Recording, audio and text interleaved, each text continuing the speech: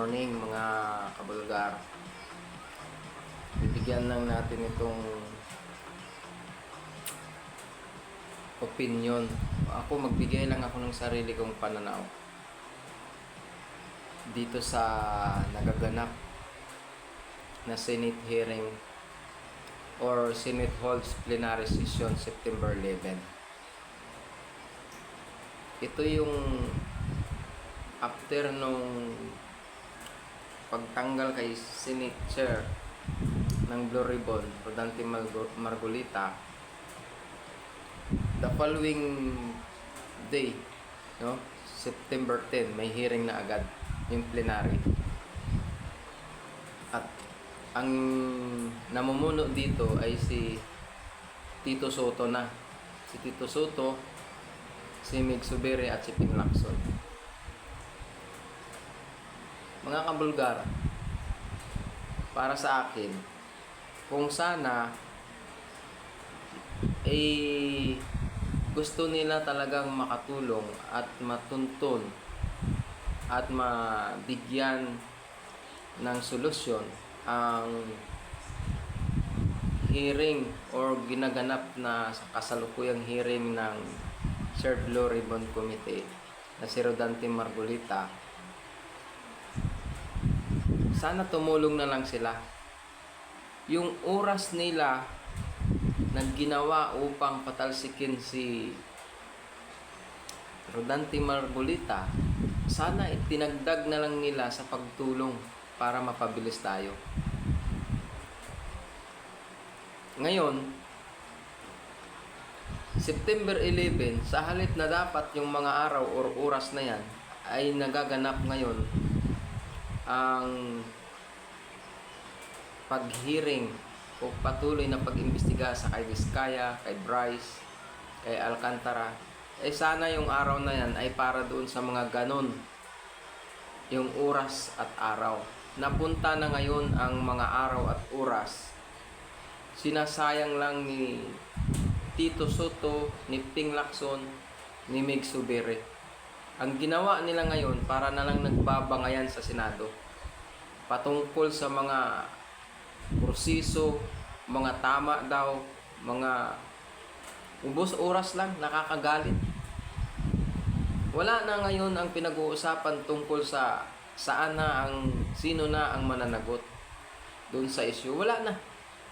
Ang nangyayari ngayon, i-hearing sila, mag-uusap sila, didepensa si Margolita, ipipilit ni Margolita, ipipilit ni Senator Cayetano, Jingo Estrada, ni Senator Bato, sa mga hindi ko maintindihang senador, katulad ni Ping Lacson, ni Tito Soto, at ang kanilang mga alipores nila Mig Zubiri, na kung dapat ang motibo talaga ng pagkakaisa nila ay matukoy kung sino na ang mapapanagot. Ang nangyayari, minadali nila kunin ang pwesto kay Chis Escudero, kay Margolita, pagkatapos makaupo sila, pahaya-hayahay na lang sila.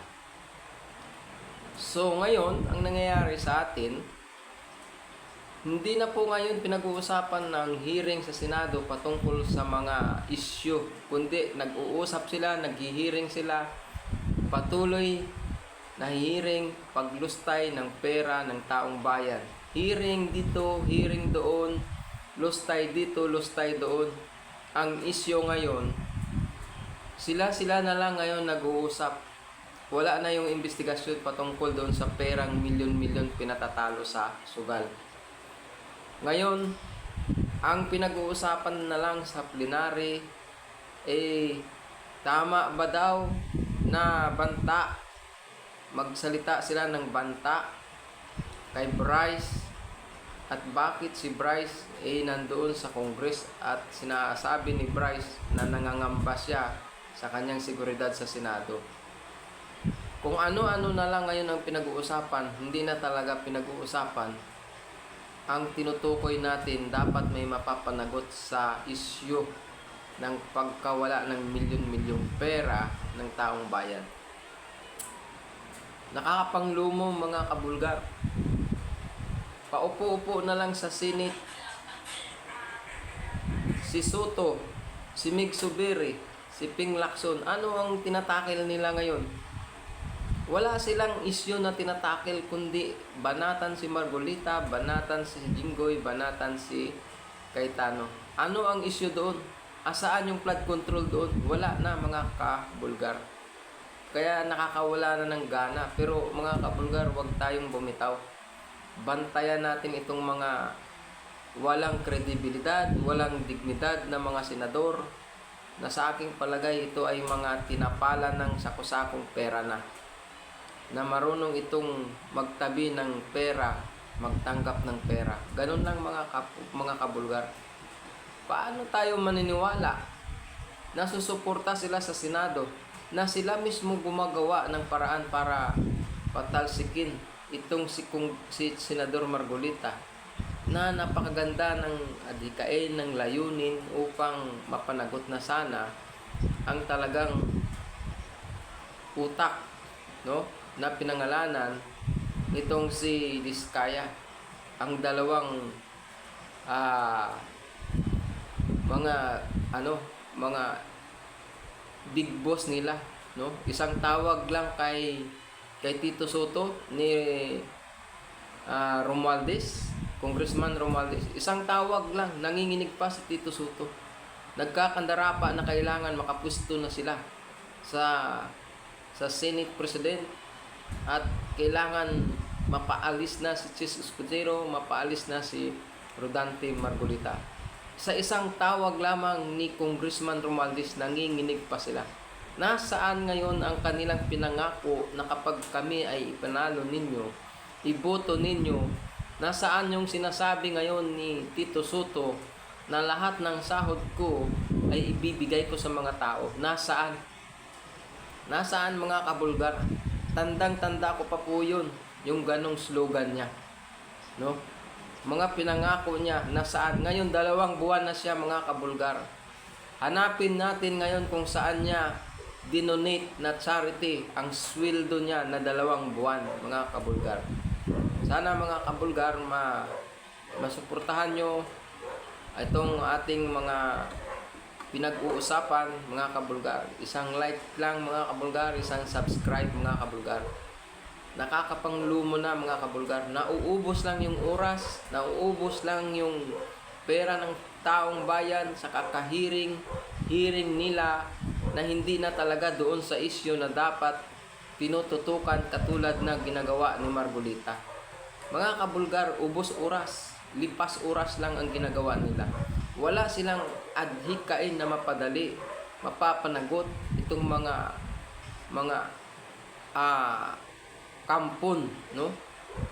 Kampon ng 2 matutulis na sungay itong mga congressman, no?